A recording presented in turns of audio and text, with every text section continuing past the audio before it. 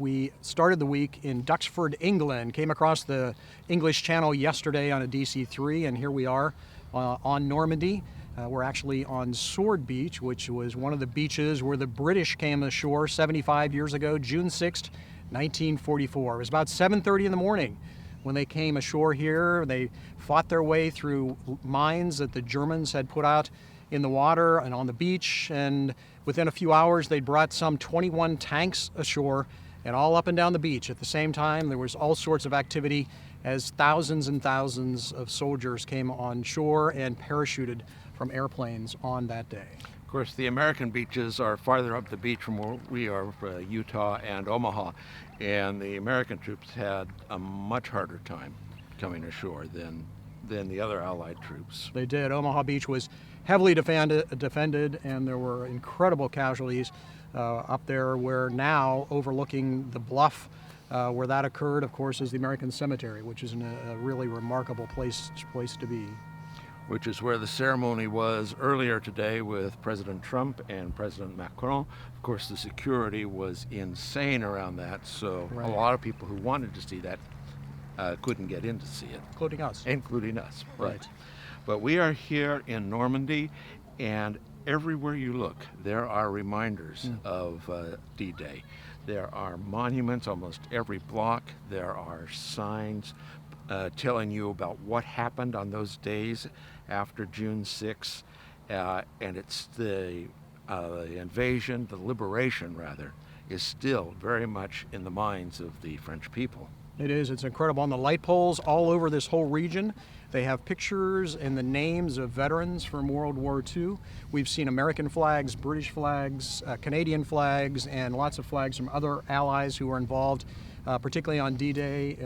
It is incredible to see the outpouring of friendship and welcome that the French have for those who helped liberate them.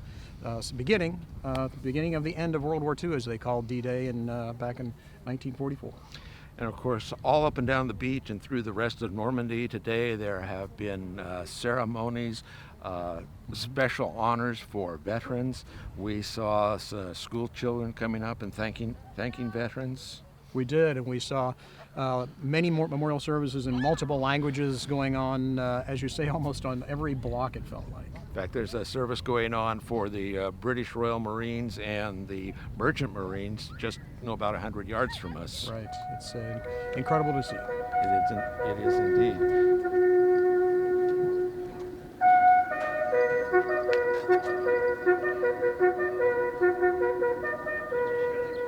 We had a chance to talk with the grandson of one of those Royal Marines who came ashore during D-Day.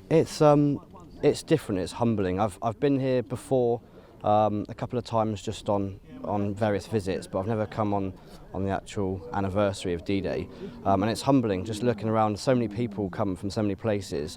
Of course, all around there have been reenactors.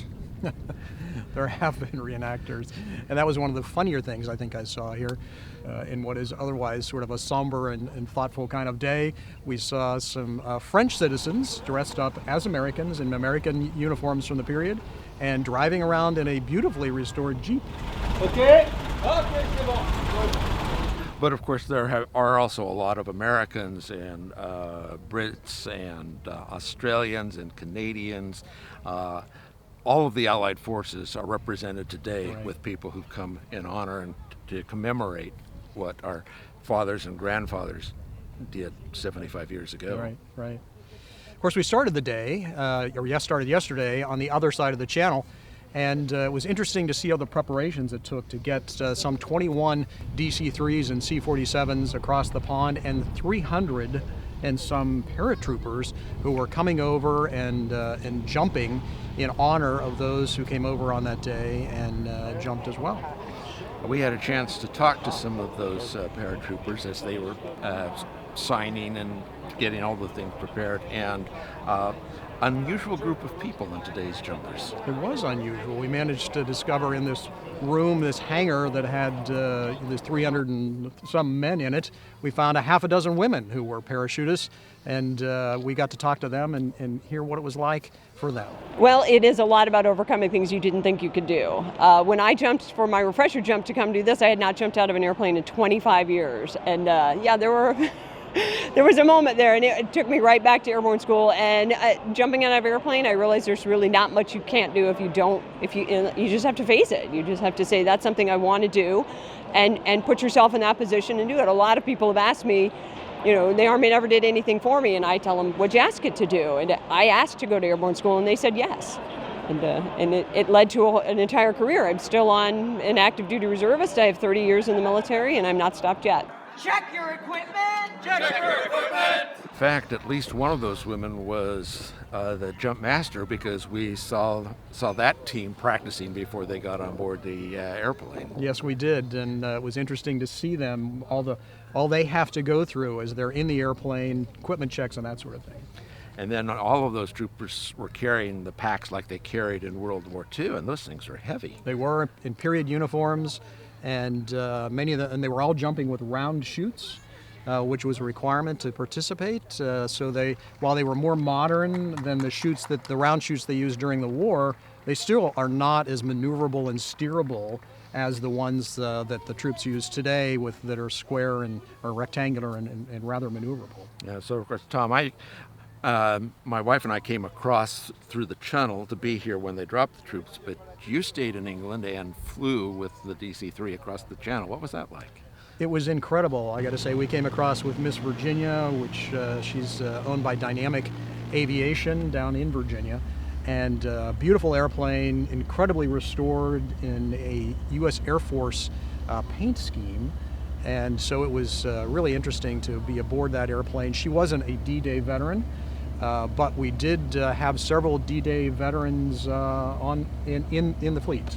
No, we did. In fact, the most famous one would have to be That's All Brother, who led the invasion 75 years ago and led the formation again today. Yes. We had a chance to fly on That's All Brother and had a chance to then fly in formation with another veteran of D-Day, D-Day Doll. Right, we did, and that was incredible to get a chance to fly in That's All Brother. Doug Rosendahl from the Commemorative Air Force, which is the owner of the airplane, was piloting that day, and it was interesting to hear his thoughts, where he talked about flying alongside the rivets and all the parts of this airplane that were with it June 6, 1944, when they made the original crossing 75 years ago. Pretty incredible.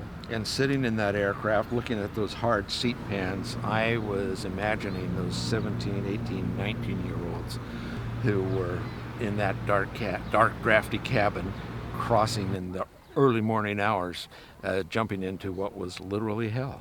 Right. They didn't know what they were in for. It was dark, but the Pathfinders had been out ahead of them and were marking the jump zones. We, of course, told you about one of the Pathfinders, David Hamilton, a couple of weeks ago on our show. Well, we ran into him again here.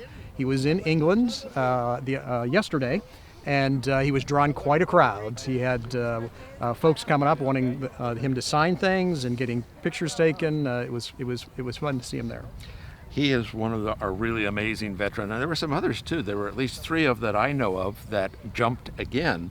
Right. with the paratroopers. Of course, they did tandem jumps with the modern chutes, but even so, 97, 98 years old and jumping again. Yeah, pretty incredible. That's quite a feat.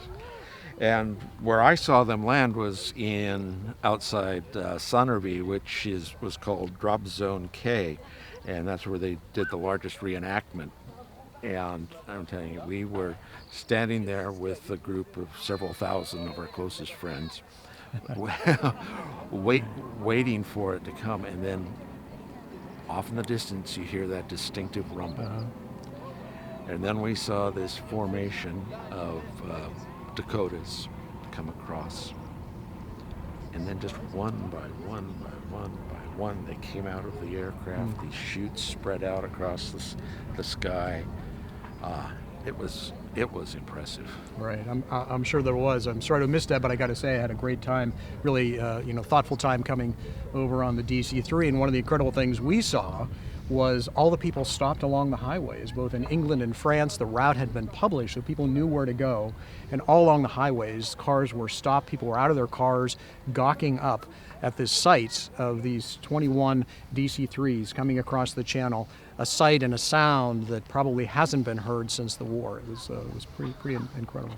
And what we noticed here in Normandy, as the Dakotas flew along the beach, everyone stopped, went quiet. Parents told their children to be quiet. Yes. And watched those aircraft with reverence. It was. They flew up and down the beach here several times today. The airspace was very locked down because of the dignitaries who were around, but they did manage to get authorization to fly a flight up the beach over the cemetery and make a couple of passes, and it was really remarkable to see, and also to see the response, as you say, to the crowds who saw it and stopped and were very quiet and reverent. And I think one of the things that has struck me about being here is how welcoming and thankful the French people still are for that great sacrifice that our fathers and grandfathers made. Right. It's my second trip here. Last time I managed to go up to the American Cemetery, and the young woman who was our guide at the cemetery was French. And she was incredible. Just the way she was so welcoming and grateful for what it is that the Allies did to protect her town, and from the tyranny of the Nazis was pretty something to see. And of course, the American cemetery there is not the only one. There are American cemeteries all across Normandy and the rest of France, and they are all treated with great respect and great reverence. Yeah, they really are. We also were in one. Earlier in the week in England, there's a beautiful cemetery as well. The one here, there are some 10,000 Americans buried in that cemetery. It's on the cliffs overlooking Omaha Beach. And there are another 1,500 names on the wall there of missing, mostly lost at sea. And many of them were from D-Day, guys who got off the ships and the landing craft and never made it ashore. They either were gunned down before they got to shore or drowned. And so, again, it really gives you pause to think about what happened on the sand here as we look down the beach today and see families are out, enjoying a beautiful day, children playing on the beaches and that sort of thing. And it's all because of the freedom that we have as a result of the sacrifices those guys made on this beach 75 years ago.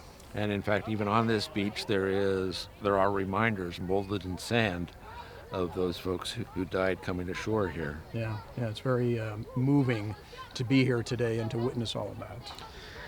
And as we think back to it, and you think back to the words of Eisenhower and Roosevelt as they sent those troops on their way, we're reminded that it was an allied effort. It was all of these nations getting together to fight a great evil and put everything they had into it. And there's a lesson for us today there, I think. I think there is. It was a great alliance, people working together and putting aside their differences to be able to accomplish a great goal.